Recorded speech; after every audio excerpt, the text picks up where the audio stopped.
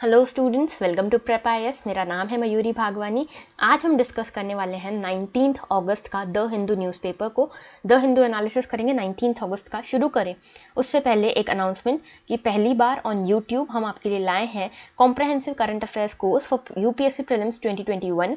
यहाँ जुलाई 2020 से लेकर जून 2021 तक के करंट अफेयर्स को कॉम्प्रहेंसिवली मैराथन लेक्चर्स के थ्रू कवर कराया जाएगा।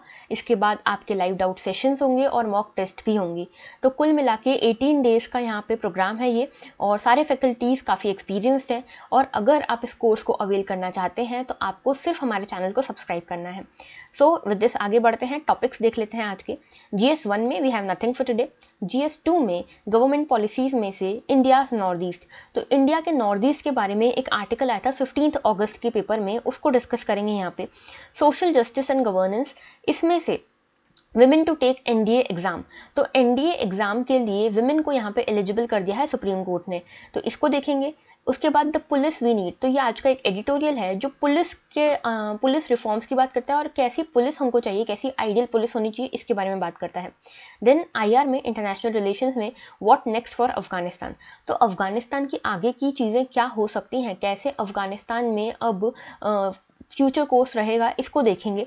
देन GS3 में एग्रीकल्चर में से ऑयल पाम फार्मिंग को देखेंगे। एंड देन एनवायरमेंट में India can do more in terms of climate change, तो इस एडिटोरियल को, इस आर्टिकल को देखेंगे। And then will study about elephant corridors also. GS4 में we have nothing for today. With this आगे बढ़ते हैं with today's pinch of positivity. Don't be pushed around by the fears in your mind, be led by the dreams in your heart। तो आपको इसमें ये समझ आना चाहिए कि आप अपने ड्रीम्स को ज़्यादा प्रायोरिटी दीजिए देन योर फियर्स, क्योंकि आपके ड्रीम्स ही हैं जो आपको आगे लेके जाएंगे। आप अगर फियर्स के कारण आगे बढ़ रहे हैं तो you can not go for long, तो आप अपने फियर्स से ज़्यादा अपने ड्रीम्स को यहाँ पे प्रायोरिटी दीजिए। With this positivity let's start. In interim measure supreme court allows women to take NDA exam, तो देखो पहले सुप्रीम कोर्ट ने परमानेंट कमीशन ऑफ विमेन यहाँ पे अलाउ किया था इन SSC, ठीक है, जो शॉर्ट सर्विस कमीशन थी, इसमें परमानेंट कमीशन ऑफ विमेन यहाँ पे स्टार्ट किया गया था बाय सुप्रीम कोर्ट, ठीक है। अब यहाँ पे उसका एक अगला स्टेप लेते हुए सुप्रीम कोर्ट ने कहा है कि एनडीए एग्जाम जो 12th के बाद स्टूडेंट्स देते हैं ये सिर्फ बॉयज़ दे सकते हैं, ठीक है, गर्ल्स नहीं दे सकती थी अभी तक, लेकिन इसको अब ये कर दिया है कि सुप्रीम कोर्ट ने ये कहा कि नहीं, एनडीए एग्जाम को अब गर्ल्स भी दे सकती हैं। तो देखो एनडीए क्या है, NDA is national defence academy, ठीक है। अब इसमें क्या होता है ना कि ये एक तरीका है, एनडीए और आईएमए ये दोनों एक तरीके हैं, इन दोनों मोड्स के थ्रू आप डायरेक्टली आर्मी में भर्ती हो सकते हो। बाकी एक होता है ओटीए। अगर आपने सीडीएस की एग्ज़ाम दी होगी जो यूपीएससी कंडक्ट कराता है, इसमें आपने देखा होगा कि कई सारी एग्जाम्स होती है, ओटीए होती है, आईएमए होती है। तो ओटीए जो होती है ये सिर्फ वुमेन जो है ना, वुमेन सिर्फ ओटीए के लिए एलिजिबल होती हैं, गर्ल्स सिर्फ ओटीए के लिए एलिजिबल होती हैं। जबकि ये दोनों जो तरीके हैं ये डायरेक्ट मोड हैं आर्मी में ट्रांसफर होने के, आर्मी में भर्ती होने के, ठीक है। तो अब यहाँ पे सुप्रीम कोर्ट ने ये कहा है कि ये हमारे ऊपर है कि देखो राष्ट्रीय इंडियन मिलिट्री कॉलेज जो है इसको 100 ईयर्स होने वाले हैं नेक्स्ट ईयर, तो ये हमारे ऊपर है कि हम 100 साल इसके जब कंप्लीट होते हैं तो ये जेंडर न्यूट्रलिटी के साथ कराते हैं या नहीं कराते हैं। और जब हमने परमानेंट कमीशन की परमिशन दे दी है तो फिर आप यहाँ पे क्यों नहीं, एनडीए में क्यों नहीं उसको लागू कर रहे हो, क्यों इंप्लीमेंट नहीं कर रहे हो, ये गवर्नमेंट से पूछा है सुप्रीम कोर्ट ने, ठीक है। इसके बाद उन्होंने ये भी कहा कि सैनिक स्कूल्स में भी हमने बात की है, इनफैक्ट मोदी जी ने ये कहा था कि सैनिक स्कूलों को गर्ल्स के लिए भी ओपन किया जाएगा अभी 15 अगस्त की स्पीच में। तो फिर एनडीए में क्या प्रॉब्लम है, एनडीए में भी करना चाहिए इम्प्लीमेंटेशन विमेन का, यहाँ पे एनडीए विमेन भी दे सके, इस तरह का इम्प्लीमेंटेशन होना चाहिए, ये कहा है यहाँ पे सुप्रीम कोर्ट ने। तो देखो आप परमानेंट कमीशन ऑफ विमेन की बात करें या कमीशन ऑफ वुमेन की बात करें इन आर्मी, तो देखो इसमें कई सारे चीज़ें हैं। एक तरफ गवर्नमेंट थी, ठीक है, गवर्नमेंट बोलती है कि हम क्यों नहीं विमेन का यहाँ पे परमानेंट कमीशन कर रहे थे इन आर्मी, ऐसा गवर्नमेंट क्या तर्क रखती है यहाँ पे। तो देखो पहली चीज़ ये कहती है कि एक तो देखो यहाँ पे पता चलता है पेट्रियार्कल नोशन, ठीक है, इन आर लॉज ऑल्सो, कि पेट्रियार्कल नोशन किस तरह से है कि गवर्नमेंट का कहना है कि मदरहुड और जो भी मैरिज है, मदरहुड है, चाइल्ड केयर है, उसके कारण जो विमेन है उसको बहुत तकलीफ होती है कंटिन्यू करने में आर्मी जैसे डिफिकल्ट रोल्स में। तो इसमें एक तरफ ये बताया जा रहा है कि क्या सिर्फ मदर का रोल होता है, सिर्फ मदर रिस्पॉन्सिबल है चाइल्ड केयर के लिए, तो ये एक पेट्रियार्कल नोशन दिखाता है। दूसरी चीज़ इसमें कही जाती है कि विमेन के ऊपर कई सारी रिस्पॉन्सिबिलिटीज़ होती हैं, जैसे कि उनके स्पाउस जो हैं उनका करियर प्रॉस्पेक्ट्स डिस्ट्रॉय ना हो, उनके करियर प्रोस्पेक्ट्स अफेक्ट ना हो, ये वुमेन के ऊपर रिस्पॉन्सिबिलिटी रहती है। जो बच्चे हैं उनका एजुकेशन प्रॉपर्ली हो सके, ये वुमेन के ऊपर रिस्पॉन्सिबिलिटी रहती है। तो इनके कारण भी वुमेन प्रॉपर्ली यहाँ पे पार्टिसिपेट नहीं कर सकती, ये कहा था गवर्नमेंट ने। तो तब सुप्रीम कोर्ट ने कहा था कि क्या ये सिर्फ वुमेन का रोल है कि वो अपने स्पाउस के करियर प्रोस्पेक्ट्स को देखे, अपने बच्चों के एजुकेशन को देखे, तो ये पेट्रियार्कल नोशन को अगेन दिखाता है। उसके बाद यहाँ पे गवर्नमेंट ने ये भी कहा था, कि ये तर्क भी दिया था कि फिजियोलॉजिकली वुमेन जो है वो वीकर होती हैं मेल से। तो ये एक गलत तर्क है, ठीक है, कि ये भी एक पेट्रियार्कल नोशन को दिखाता है ना, कि आपको किसने बोला, कहाँ एविडेंस है कि फिजियोलॉजिकली वुमेन जो है वो वीकर होती है मेल से। तो इस तरह के नोशंस को यहाँ पे डिसरिगार्ड करते हुए सुप्रीम कोर्ट ने परमानेंट कमीशन अलाउ किया था विमेन को, और अब उन्हीं सेम ग्राउंड्स पे एनडीए के लिए भी विमेन को अलाउ किया है कि एनडीए एग्जाम दे सकते हैं विमेन भी, ठीक है। अब यहाँ पे एक चीज़ और मैं बता दूं कि गवर्नमेंट ने क्या कहा था। गवर्नमेंट ने कहा था कि हमें चेंज की ज़रूरत है। अगर हम चाहते हैं कि हमारी सोसाइटी में चेंज हो, तो यहाँ पे हमको कल्चर्स में, लॉज में, नॉर्म्स में अपने चेंज लाना पड़ेगा। तो इसीलिए ये एक पॉजिटिव चेंज एनडीए की एग्जाम जैसे देने को अलाउ कर दिया है सुप्रीम कोर्ट ने विमेन को, जैसे परमानेंट कमीशन अलाउ किया विमेन को। ये एक पॉजिटिव चेंज है सोसाइटी में, ठीक है, और ये हर एस्पेक्ट में आना चाहिए, तभी सोसाइटी पूरी तरह से चेंज होगी। दूसरी चीज़ ये कि राइट टू इक्वालिटी है विमेन का, कि उनको भी पूरा हक है कि वो आर्मी में, मिलिट्री में भर्ती हो सकें, ज्वाइन कर सकें इनको, ठीक है, और फ्रंट लाइन पोजीशंस पे आ सकें। उसके बाद कई डेवलप्ड कंट्रीज हैं, कई डिफेंस में बहुत ज़्यादा डेवलप्ड कंट्रीज हैं, जैसे यूएस है, इजराइल है, ठीक है, कोरिया है, साउथ कोरिया है। ये सब जो कंट्रीज है ना, ये बहुत ज़्यादा विमेन को भी इंगेज करती हैं फ्रंट लाइन वर्क्स में, ठीक है, जो फ्रंट लाइन कॉम्बैट रोल्स हैं उसके लिए विमेन को भी यहाँ पे ये इंगेज करती हैं। तो जब ये कंट्रीज कर सकती हैं तो हम क्यों नहीं कर सकते। तो देखो, इसमें आपको हर न्यूज़ का आपको ऐसे देखना है कि क्या पॉजिटिव हैं और क्या ये तर्क है कि क्यों अभी तक वो चीज़ नहीं हो रही थी, ठीक है। जैसे यहाँ पे गवर्नमेंट के क्या तर्क थे और यहाँ पे सुप्रीम कोर्ट के क्या तर्क थे, ये आपको पता होना चाहिए, ठीक है, because it is important to quote in means. Alright, then next article है हमारा centre to boost oil palm farming. तो सेंटर जो है वो ऑयल पाम फार्मिंग को बूस्ट करना चाहती है। तो देखो, हमने कुछ दिनों पहले ही एक स्कीम के बारे में पढ़ा था, एक मिशन के बारे में पढ़ा था, गवर्नमेंट स्कीम की, national mission on edible oil palm. तो देखो, इसके बारे में पढ़ा था हमने, national mission on edible oil palm, ठीक है, इसके बारे में पढ़ा था। तो देखो, इस न्यूज़ को पढ़ें उससे पहले इस मिशन के बारे में पता होना बहुत ज़रूरी है, ठीक है। तो देखो, पहले तो ऑयल पाम क्या है या पाम ऑयल क्या है। देखो, पाम ऑयल एक तरह का वेजिटेबल ऑयल है, एडिबल ऑयल है, जो सबसे ज़्यादा कंज्यूम किया जाता है वर्ल्ड वाइड, ठीक है। तो मोस्ट कंज्यूम्ड वर्ल्ड वाइड जो एडिबल ऑयल है, वेजिटेबल ऑयल है, वो है पाम ऑयल, ठीक है। सबसे ज़्यादा बड़े कंज्यूमर्स कौन है इसके, इंडिया है, चाइना है और ईयू है, ये पता होना चाहिए आपको, ठीक है। और इसकी मेजर जो प्रोड्यूसिंग कंट्रीज हैं वो कौन सी हैं। तो देखो, यहाँ पे Indonesia, Malaysia, Thailand, Papua New Guinea और नाइजीरिया, कोलंबिया, ब्राज़ील, इक्वाडोर, ये सारी जो हैं इसकी मेजर कंट्रीज हैं। इसमें से सबसे ज़्यादा जो हम इंपोर्ट करते हैं पाम ऑयल को, वो करते हैं इंडोनेशिया और मलेशिया से, ठीक है। अब यहाँ पे हम चाहते हैं सेल्फ रिलायंट होना पाम ऑयल के प्रोडक्शन में, इसीलिए हमने ये मिशन लाए हैं, हम national mission on edible oil palm, ठीक है। तो इस मिशन के अंतर्गत हम क्या करेंगे, हम यहाँ पे आत्मनिर्भर बनना चाहते हैं ऑयल प्रोडक्शन में, ठीक है। तो अब इसके अंतर्गत क्या चीज़ें हैं मैं आपको बता देती हूँ। इसमें 11,000 करोड़ रुपीज़ का अलोकेशन किया गया है, और इसमें ये कहा गया है कि हम ऑयल पाम के प्रोडक्शन को यहाँ पे इंसेंटिवाइज करेंगे और उसको एनकरेज करेंगे। और इन्होंने कुछ टारगेट्स रखे हैं गवर्नमेंट ऑफ इंडिया ने, जैसे इन्होंने एक टारगेट रखा है कि 11 मेट्रिक टन तक का इंक्रीज करना है हमको ऑयल प्रोडक्शन बाय 25-26, ठीक है, 2025-26। तो 5 साल की ये स्कीम है, 2025-26 तक इनको ये 11 मेट्रिक टन तक का जो ऑयल प्रोडक्शन है वो बढ़ाना है, और इसको 3 टाइम्स कर रहे हैं, ये है ना, 3 टाइम्स कर रहे हैं, तब जाके 11 मेट्रिक टन हो रहा है। एरिया अंडर प्रोडक्शन की बात करूँ तो 10 लाख हेक्टर इनको इस ऑयल प्रोडक्शन में लाना है। पाम ऑयल के प्रोडक्शन में area under cultivation 10 lakh hectares तक का करना है इनको बाय 25-26, ठीक है। तो ये याद रखना है हमको, national mission on edible oil palm. अब इसके अंतर्गत कुछ और भी घोषणाएं की गई है, कुछ और भी इसमें चीज़ें बताई गई है गवर्नमेंट ने। जैसे गवर्नमेंट ने नए प्लान्स बताए हैं, how to cut dependence on imports by increasing domestic production. तो किस तरह से ये इम्पोर्ट को कट करेंगे, इनका क्या प्लान है। तो सबसे पहले चीज़ इन्होंने कही है कि हम प्राइस अश्योरेंस देंगे, फार्मर्स जो है ना उनको हम एक प्राइस अश्योरेंस देंगे। जैसे एमएसपी का आपको क्राइटेरिया पता होगा, एमएसपी में क्या होता है, एक मिनिमम सपोर्ट प्राइस होता है कि फार्मर्स को इतना पैसा तो मिलेगा ही मिलेगा, ठीक है, भले मार्केट में कितना भी हो रहा हो, तो इतना तो अगर आपको मिलेगा ही मिलेगा। वैसे ही यहाँ पे एक प्राइस अश्योरेंस दिया जा रहा है, ठीक है। फिर एक वायबिलिटी गैप फंडिंग के लिए भी यहाँ पे चीज़ें बताई गई हैं, then planting material and assistance दिया जाएगा ऑयल पाम फार्मर्स को, और डोमेस्टिक प्रोडक्शन को इंक्रीज करने के लिए, इंपोर्ट्स को रिड्यूस करने के लिए ये सारी चीज़ें की जाएंगी। ठीक है, जैसे कि मैंने आपको बताया national mission on edible oil palm, इसके ऊपर 11,000 करोड़ रुपए का खर्चा किया जाएगा। ठीक है, 25-26 तक यहाँ पे 3 टाइम्स हमको जो हमारी प्रोडक्शन कैपेसिटी है उसको बढ़ाना है। ठीक है, इसमें रिस्क रिड्यूस की जाएगी फार्मर्स की, क्योंकि प्राइस फ्लक्चुएशन बहुत होते हैं ऑयल पाम में, तो इसीलिए वॉलेटिलिटी को कम करने के लिए प्राइस अश्योरेंस भी दिया जाएगा, और वायबिलिटी कैप फंडिंग का भी यहाँ पे प्रोविजन है। अच्छा देखो, इंडिया में मेजरली कौन कौन से एरियाज हैं जहाँ पे ऑयल पाम उगाया जा सकता है, तो एक तो नॉर्थ ईस्ट है, ठीक है, और एक है अंडमान एंड निकोबार, तो ये आपको याद होना चाहिए। तो ये याद रखना है। अब देखो, इसमें याद रखने वाली क्या क्या चीज़ें हैं। एक तो ये national mission on oil palm है क्या, पहली चीज़ ये, या कि इसके प्रोविजन है। ऑयल पाम कहाँ कहाँ मिलता है, अच्छा ऑयल पाम कहाँ कहाँ यूज़ होता है ये भी आपको पता होना चाहिए। डिटर्जेंट्स, केमिकल्स, इन सब में भी यूज़ होता है ऑयल पाम। ठीक है, इसके बाद ये कहाँ कहाँ पे प्रोड्यूस होता है वर्ल्ड वाइड, इंडिया में कहाँ कहाँ प्रोड्यूस हो सकता है, और इंडिया में जो मिशन बनाया गया है उसके अंदर क्या क्या प्रोविजन रखे हैं फार्मर्स को एनकरेज करने के लिए, इस ऑयल पाम को प्रोड्यूस करने के लिए।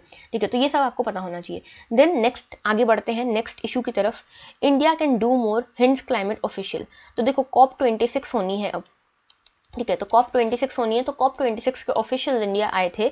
और COP26 क्या है, देखो UNFCCC जो है ये एक ऑर्गेनाइजेशन है यूएन की, जो क्लाइमेट चेंज के बारे में बात करती है, क्लाइमेट चेंज के इश्यूज को देखती है।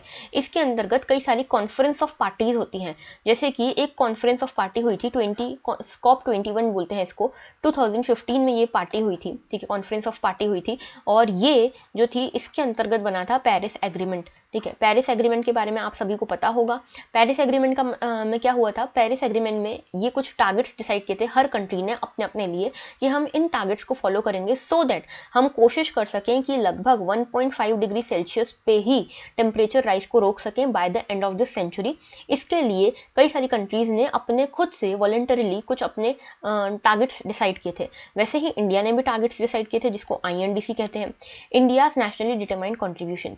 तो इसके बारे में बात की है यहाँ पे ऑफिशियल्स ने, और ऑफिशियल्स ने ये कहा है कि इंडिया बहुत अच्छा काम कर रहा है अपने टारगेट्स को अचीव करने के लिए, और इंडिया हम हो सकता है कि इंडिया ओवर अचीव कर ले। ठीक है, ओवर अचीव कर ले मतलब कि हो सकता है कि टाइम से पहले ही इंडिया अपने जो टारगेट्स हैं उसको कंप्लीट कर ले। तो इंडिया को अपने जो टारगेट्स हैं उसको और बढ़ाना चाहिए, ये सारी चीज़ें कही गई हैं यहाँ पे। अच्छा, अब देखो ये जो INDC है इसमें क्या क्या प्रोविजन है पहले ये देख लेते हैं।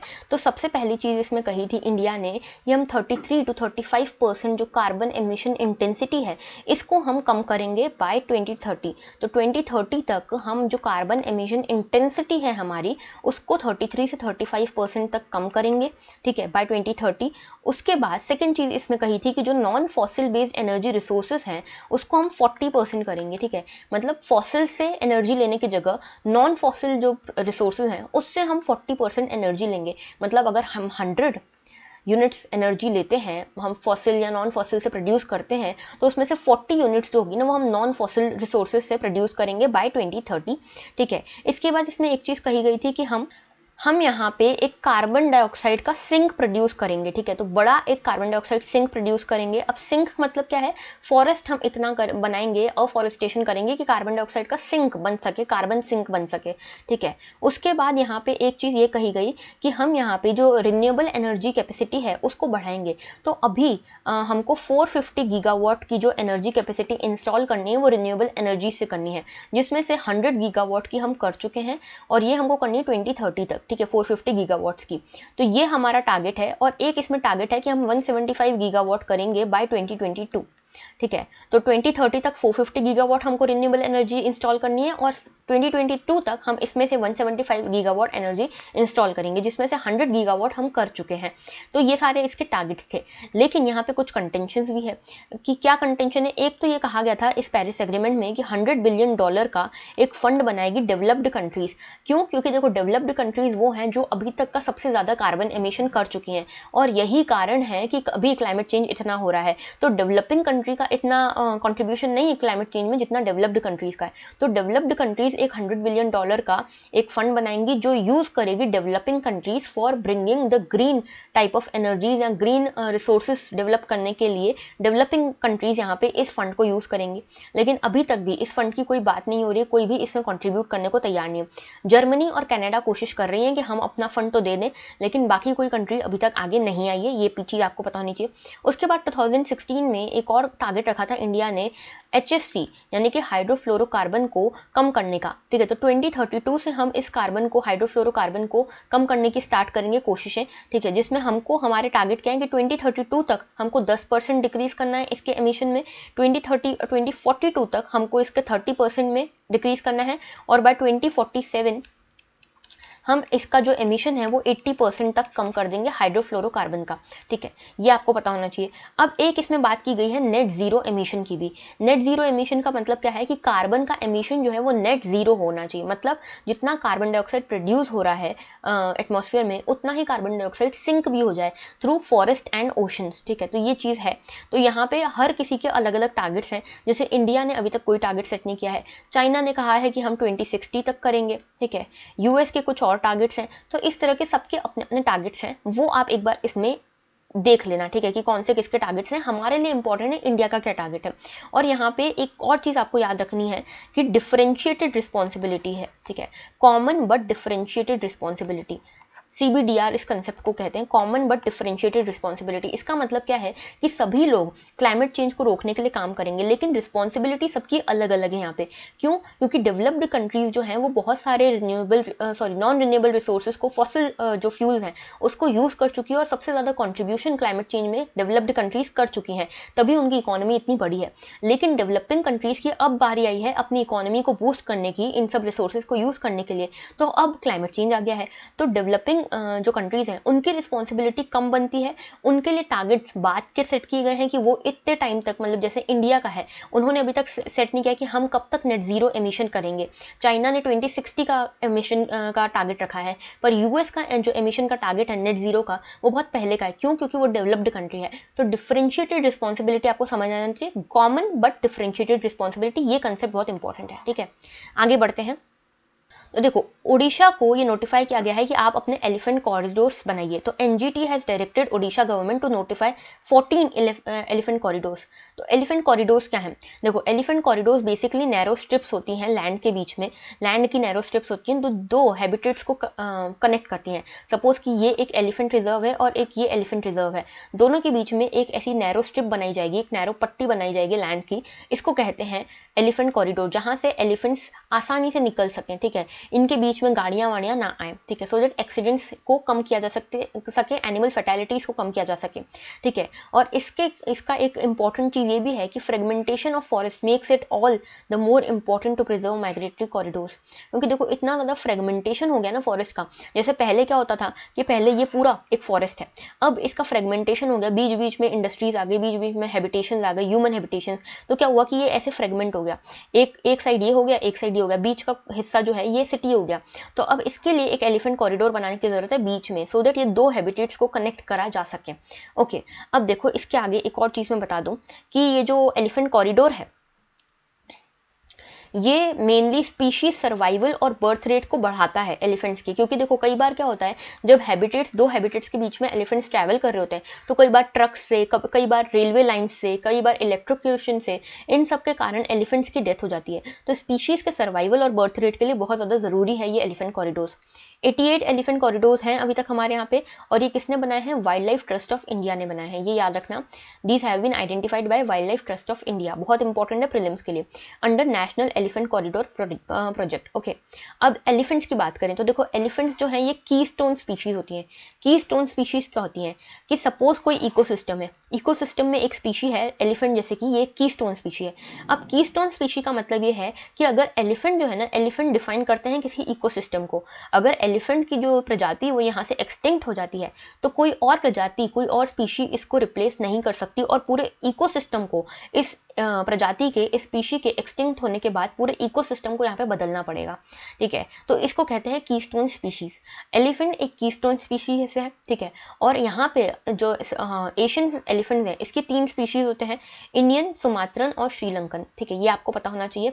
इंडियन की बात करें, इंडियन एलिफेंट की, तो सबसे ज़्यादा इंडियन एलिफेंट्स मिलते हैं, ठीक है। और इनकी अगर मैं प्रोटेक्शन स्टेटस की बात करूं तो वाइल्ड लाइफ प्रोटेक्शन एक्ट में शेड्यूल 1 में आते हैं, मतलब इनको बहुत ज़्यादा प्रोटेक्शन यहाँ पे मिला हुआ है गवर्नमेंट ऑफ इंडिया से। देन IUCN की रेड लिस्ट में ये एंडेंजर्ड कैटेगरी में आते हैं, और साइट्स की अपेंडिक्स 1 में आते हैं। ये प्रोटेक्शन स्टेटस इनका ऐसा है, शेड्यूल 1, एंडेंजर्ड और अपेंडिक्स 1 ऑफ साइट्स, ओके। और इंडिया जो है 50% जो है एशियन एलिफेंट्स इंडिया में मिलते हैं। तो ये आपको इन एशियन एलिफेंट्स, इंडियन एलिफेंट्स के बारे में पता होना चाहिए। एक बार यहाँ पे देख लो कि जो एलिफेंट कॉरिडोर्स हैं ये कैसे बटे हुए हैं। जैसे सेंट्रल इंडिया में लगभग 25 हैं, साउथ इंडिया में 28 हैं, नॉर्थ ईस्ट इंडिया में 23 हैं, नॉर्थ वेस्ट बंगाल में 23 हैं, नॉर्थ ईस्टर्न इंडिया में 11 है। तो इस तरह से आपको एक बार थोड़ा सा डिस्ट्रीब्यूशन पता होना चाहिए एलिफेंट कॉरिडोर्स का। और कुछ डाटा मैंने यहाँ पे दिया है कि किस तरह से एलिफेंट कॉरिडोर्स जो हैं इनका इंक्रोचमेंट हो रहा है आज भी। तो इसके लिए ही यहाँ पे NGT ने ये कहा है उड़ीसा को, कि उड़ीसा गवर्नमेंट को, कि आप एलिफेंट कॉरिडोर्स को यहाँ पे प्रॉपरली नोटिफाई करवाइए, ठीक है। तो यहाँ पे एलिफेंट कॉरिडोर्स के ऊपर भी इंक्रोचमेंट हो रहा है, तो एलिफेंट कॉरिडोर्स भी यहाँ पे सेफ नहीं रह रहे हैं एलिफेंट्स के लिए। तो ये पूरा इशू था। देन आगे बढ़ते हैं नेक्स्ट इशू की तरफ। What next for Afghanistan. तो देखो अफगानिस्तान में अब आगे क्या होना है। अब आपने देखा होगा अफगानिस्तान की जो तालिबान है, तालिबान जो है ये कोशिश कर रही है लेजिटिमेसी पाने की, और तालिबान कह रहा है कि हम अब बदल चुके हैं, हमारी पहले जैसी आइडियोलॉजी नहीं है, हम अब यहाँ पे लोगों का डेवलपमेंट चाहते हैं, लोगों को मारना पीटना नहीं चाहते हैं। ऐसा तालिबान सबके सामने पोर्ट्रे कर रही है। और लोग तालिबान का अभी एक नया एजेंडा निकल के आया कि ये पब्लिक परसेप्शन को बदलना चाहती है, पब्लिक परसेप्शन को। अब इस आर्टिकल में बताया हुआ है कि क्या सच में तालिबान की आइडियोलॉजी बदली है। तो इस एडिटोरियल में, इस आर्टिकल में ये कहते हैं कि नहीं, ऐसे चांसेस बहुत कम है। और ऐसा क्यों कहते हैं, इसके इन्होंने कई सारे एविडेंसेस दिए हैं। जैसे कि पहली चीज़, तालिबान ये कहती है कि हम अफगानिस्तान को एक डेमोक्रेसी नहीं बनाएंगे।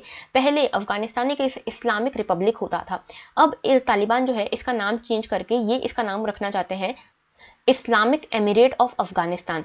तो इस्लामिक एमिरेट ऑफ अफगानिस्तान से मतलब है यहाँ पे रिपब्लिक नहीं होगा, यहाँ पे जो प्रेसिडेंट था वो इलेक्टेड था, ठीक है। लेकिन यहाँ पे जो प्रेसिडेंट होगा, जो भी हेड होगा अफगानिस्तान का, वो इलेक्टेड नहीं होगा, वो तालिबान का ही एक रिप्रेजेंटेटिव होगा, ठीक है। उसके बाद सेकेंड चीज़ यहाँ पे कही है कि यहाँ पे डिप्लोमेटिक रिलेशन बनाना चाहता है तालिबान बाकी सबसे, ठीक है। और तालिबान ने ये कहा है कि हम किसी को भी टारगेट नहीं कर रहे हैं, हम यहाँ पे बदल के आए, हमने सबको माफ़ कर दिया, ऐसा तालिबान कह रहा है, ओके। इसके बाद यहाँ पे एक चीज़ ये भी है कि ये कहा है कि हम यहाँ पे विमेंस के राइट को प्रोटेक्ट करेंगे, लेकिन यहाँ पे विमेन को उतने ही राइट दिए जाएंगे जितने शरिया में दिए हुए हैं, ठीक है। तो डेमोक्रेटिक नहीं रहेगा, लेकिन शरिया के जितने हम यहाँ पे राइट्स देंगे विमेन को। लेकिन यहाँ पे एक चीज़ है कि मीडिया में आज भी विमेन जर्नलिस्ट हैं यहाँ पे, ठीक है। और तालिबान का कंट्रोल लेकिन और बढ़ता जा रहा है। अब देखते हैं आगे क्या होता है, विमेन के कितने राइट से दे पाते हैं। इसके बाद यहाँ पे एक बात की गई है कि पब्लिक परसेप्शन ये बदलना चाहते हैं, लेकिन अब कितना पब्लिक परसेप्शन बदल रहे हैं ये डिपेंड करता है। बहुत कम एविडेंस है कि ये अपनी आइडियोलॉजी चेंज करेंगे। ये अभी दुनिया को दिखाने के लिए, लेजिटिमेसी पाने के लिए ये सब कह रहे हैं, ठीक है। इसके बाद ये बात करते हैं कि पुराना जब तालिबान आया था 1996 के टाइम पे, तालिबान ने कंट्रोल किया था अफगानिस्तान में, तो कैसी सिचुएशन थी। सबसे पहले तो इन्होंने ह्यूमन राइट्स को बुरी तरह यहाँ पे हार्म किया था, ठीक है। 1996 में जब अफगानिस्तान में आया था, यहाँ पे विमेन को अलाउड नहीं था, गर्ल्स को अलाउड नहीं था कि वो पढ़ाई कर सकें, स्कूल जा सकें, वर्क पे जा सकें, ये सब अलाउड नहीं था। और उनके साथ हमेशा एक मेल गार्जियन होना चाहिए उनके लिए, तभी वो सेफ मानी जाती थी, ठीक है। और ये अलाउड ही नहीं था कि विमेन बाहर भी निकल सकें अपने मेल गार्जियन के बिना, ठीक है। उसके बाद मेन को ये परमिशन नहीं थी कि वो क्लीन शेव रख सकें, एक बियर्ड होना बहुत ज़रूरी था। देन यहाँ पे एक वहाँ का फुटबॉल स्टेडियम है बहुत बड़ा सा अफगानिस्तान में, उसको एग्जीक्यूशन का यहाँ पे सेंटर बना दिया गया था। यहाँ पे बहुत ज़्यादा लोगों को खुले आम काटा जाता था, खुले आम पीटा जाता था। तो यहाँ पे बहुत ज़्यादा यहाँ पे लोगों के ऊपर अत्याचार होता था। एक बामियान बुद्धा का यहाँ पे स्टेच्यू था 6th सेंचुरी का, उसको भी तालिबान ने उड़ा दिया, ठीक है। और तालिबान यहाँ पे ये कह रहा है कि हम यहाँ पे इस्लाम में बिलीव करते हैं, इसीलिए हम और कोई रिलीजन को यहाँ पे उगने नहीं देंगे, ये तब कहा था उसने। और 20 ईयर्स पहले बहुत सारे अटैक्स भी हुए थे अफगानिस्तान के ऊपर, और बहुत सारे सिविलियंस की जान भी जाती थी, ठीक है। इनफैक्ट जो अभी मई में भी जब अफगानिस्तान के यहाँ पे अटैक्स चालू थे, जब US यहाँ से नहीं गया था, तब की भी बहुत सारी रिपोर्ट्स हैं कि यहाँ पे कई सारी फोर्स्ड मैरिजेस कराई गई, कई सारी लड़कियों को कब्जे में ले लिया गया, उनकी फोर्स मैरिजेस कराई गई तालिबानी मिलिटेंट्स के साथ, और बहुत ज़्यादा एग्जीक्यूशन हुआ, बहुत ज़्यादा रेसिडेंट्स को यहाँ पे परेशानी हुई, ठीक है। और डोर टू डोर जाके आज भी रेसिडेंट से ये पता कर रहे हैं तालिबान की कहीं उनके घर में कोई ऐसा तो नहीं जिसने यूएस की फोर्सेस की या फिर जिसने गवर्नमेंट ऑफ अफगानिस्तान की मदद की थी। तो उनसे बदला लेने के लिए अब डोर टू डोर यहाँ पे सर्विलेंस चल रहा है तालिबान का हर घर में अफगानिस्तान के। और आपने देखा होगा अफगानिस्तान एयरपोर्ट में लोग किस तरह से पागल हुए जा रहे थे अफगानिस्तान को छोड़ने के लिए। तो इससे हम अंदाजा लगा सकते हैं कि वो लोग कितने डरे हुए हैं तालिबान से।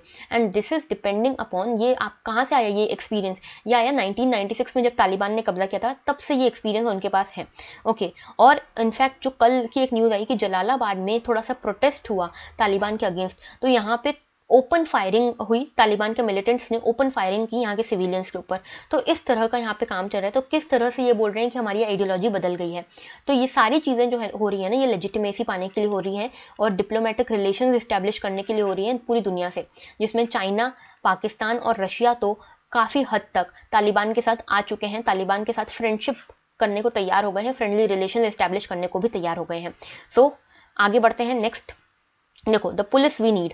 अब देखो इसमें बहुत ज़्यादा चीज़ें नहीं बताई है। द पुलिस वी नीड ये जो एडिटोरियल है इसमें बताया गया कि जो आईपीएस ऑफिसर्स हैं उनकी कुछ स्ट्रेंथ्स बताई गई हैं और कुछ जगहों पे उनको काम करने की ज़रूरत है, वो सब बताया गया है।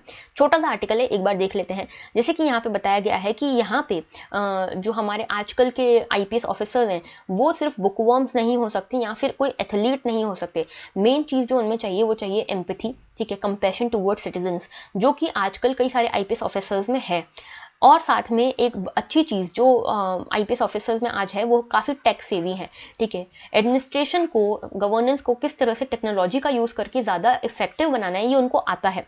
इसके बाद ये भी चीज़ कही गई है कि यहाँ पे एक पॉजिटिव फीचर ये भी है कि जो आईपीएस की जॉब है या ऐसी पुलिस सर्विसेज हैं उसमें जो रिस्पॉन्सिबिलिटी रहती है ना वो बहुत ज़्यादा बड़ी रहती है। और इसको पूरा करने के लिए सिर्फ बुकवर्म होना, रैंक्स लाना या फिर कोई एथलीट होना काफ़ी नहीं है। यहाँ पे एम्पैथी बहुत ज़्यादा ज़रूरी है, क्योंकि सिटीजन्स को क्या चाहिए, सिटीजन्स क्या एक्सपेक्ट करते हैं पुलिस से कि ट्रस्टवर्दी पुलिस हो, रिलायंट पुलिस हो, ठीक है, और समझे, सिटीजन्स को समझे। तो सॉफ्ट स्किल्स होना चाहिए जो पुलिस है उसमें।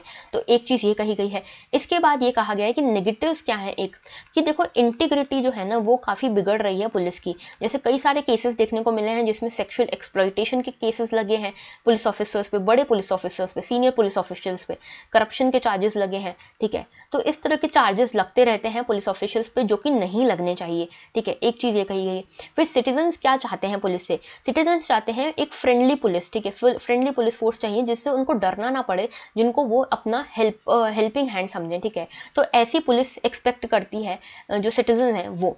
अब एक इशू यहाँ पे ये भी है कि पुलिस का इतना डर है, पुलिस का एक फ्रेंडली पोजीशन नहीं है। आज की डेट में क्या होता है ना कि पुलिस को एक हेल्पर की जगह एक कोई डेंजर माना जाता है। ऐसा माना जाता है कि पुलिस के पास जाना एक डेंजरस काम हो जाएगा, इसीलिए अंडर रिपोर्टिंग होती है केसेस की, जो कि एक नेगेटिव चीज़ है, ठीक है। अब पुलिस की कैपेसिटी या इंटरेस्ट की बात करें तो देखो पुलिस की कैपेसिटी अच्छी है, हमारे यहाँ पे पुलिस फोर्स अच्छी है, लेकिन फिर भी हमारे यहाँ पे क्राइम्स नहीं रुक रहे। और इसका एक बहुत बड़ा रीज़न ये है कि पब्लिक का परसेप्शन क्या है पुलिस के बारे में, ठीक है।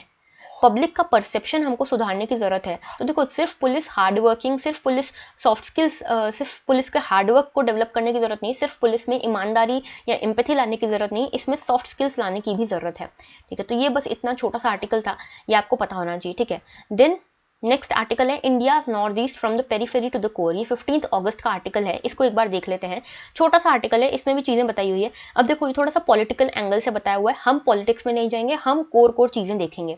नॉर्थ ईस्ट में कई सारे इश्यूज़ हैं आज की डेट में, ठीक है, जैसे डेवलपमेंट को लेकर इश्यूज़ है, फिर कुछ सेसेशनिस्ट टेंडेंसीज भी हैं, फिर इंसर्जेंसी का इशू है, ठीक है, फिर हिस्टोरिकल इशूज़ है, जैसे कि मैं बताती हूँ क्या हिस्टोरिकल इशूज़ है। इसके अलावा और क्या इशूज़ हैं, जोग्राफिकल इश्यूज़ हैं, जैसे फ्लड्स बहुत आती हैं तो यहाँ पे डेवलपमेंट टिक नहीं पाता, इस तरह के कई सारे इश्यूज़ हैं। अब यहाँ पे मेनली बात की गई है हिस्टोरिकल इश्यूज़ की। क्या हिस्टोरिकल इश्यूज़ हैं? पहले इशू की बात की गई है कि यहाँ पे कॉलोनियल जब से एरा आया, ठीक है, जब से हम कॉलोनी बने ब्रिटिशर्स की, तब से यहाँ पे जो डेवलपमेंट था वो ठप पड़ गया, ठीक है, पहली चीज़ ये। दूसरी चीज़ ये कि जब ईस्ट पाकिस्तान बना, ईस्ट पाकिस्तान जो बांग्लादेश है आज के डेट में, ईस्ट पाकिस्तान बना, तो जो असम वाला रीजन है, जो नॉर्थ ईस्ट वाला रीजन है, वो पूरी तरह से आइसोलेट हो गया था। क्यों? क्योंकि आपको पता है बीच में आ गया बांग्लादेश, ठीक है, बीच में आ गया ईस्ट पाकिस्तान, तो उसके कारण नॉर्थ ईस्ट जो था हमारा पूरा आइसोलेट हो गया। उसके बाद जब चाइना वॉर हुई, ठीक है, 1962 की वॉर हुई, तो चाइना की कंटिन्यूसली हमारे ऊपर नजर रहती है, ठीक है, हमारे अरुणाचल प्रदेश पे नजर रहती है, जिसके कारण नॉर्थ ईस्ट को और भी प्रॉब्लम्स होती है। इसके बाद फोर्थ हमारा जो बांग्लादेश लिबरेशन वॉर हुआ था 1971 में, उसमें भी हमने देखा कि जो बांग्लादेशीज थे, जो ईस्ट पाकिस्तान के सिटीजन्स थे, वो काफ़ी ज़्यादा माइग्रेट होकर इन नॉर्थ ईस्ट एरियाज में आ गए, जिसके कारण इनकी डेमोग्राफी बदली, कल्चर बदला और यहाँ पे टेंशंस पैदा हो गए, हार्मनी नहीं रही, ठीक है। तो ये सारे हिस्टोरिकल लिगेसी के टेंशन हैं। अब इसमें बताया गया कि कोर इश्यूज को किस तरह से निगलेक्ट किया गया था इवन आफ्टर इंडिपेंडेंस। जैसे कि यहाँ पे पहले हमारा जो रेट ऑफ इकोनॉमिक ग्रोथ था नॉर्थ ईस्ट एरिया का, वो काफ़ी अच्छा हुआ करता था, लेकिन बाद में बहुत स्टेगनेंट हो गया। इसका कारण ये था कि ट्रेडिशनल रूट्स जो थे ट्रेड के, वो डिस्टर्ब हो गए, कॉमर्स एंड कनेक्टिविटी यहाँ पे डिस्टर्ब हो गई। जो पार्टीशन हुआ उसके बाद यहाँ पे बहुत ज़्यादा डिसहार्मनी पैदा हो गई बिकॉज ऑफ द माइग्रेशन, ठीक है। और एक इकोनॉमिक रिसोर्सेज के ऊपर भी जो क्लेम था यहाँ के लोगों का रहा नहीं। इंडस्ट्रियल एरिया जो था वो बहुत ज़्यादा डेवलप होने के कारण जो यहाँ के खुद की ट्राइब्स थी, उनके अंदर बहुत ज़्यादा डिसहार्मनी, डिस्टर्बेंस पैदा हो गया, सोशल डिस्टर्बेंस बहुत पैदा हो गया, क्योंकि यहाँ पे उन लोगों के लैंड्स को यहाँ पे इन्होंने हथिया लिया था, डिस्प्लेसमेंट बहुत हो रहा था, ठीक है। अब यहाँ पे ये बताते हैं कि इसके लिए क्या एफर्ट्स किए गए हैं नॉर्थ ईस्ट के लिए। तो जैसे कि एक डिपार्टमेंट बनाया गया अलग से for the development of north eastern region, जो अलग से सिर्फ नॉर्थ ईस्ट का ख्याल रखे, ठीक है, नॉर्थ ईस्ट का ध्यान रखे। ऑयल रॉयल्टी से पहले डिप्राइव्ड थी असम की गवर्नमेंट, अब उनको ऑयल रॉयल्टी भी दी जा रही है, जो वहाँ से ऑयल निकलता है उसकी रॉयल्टी दी जाती है। देन इकोनॉमिक ब्लॉकेट जो मणिपुर ने लगाया था असम के ऊपर, उसको खोल दिया गया है।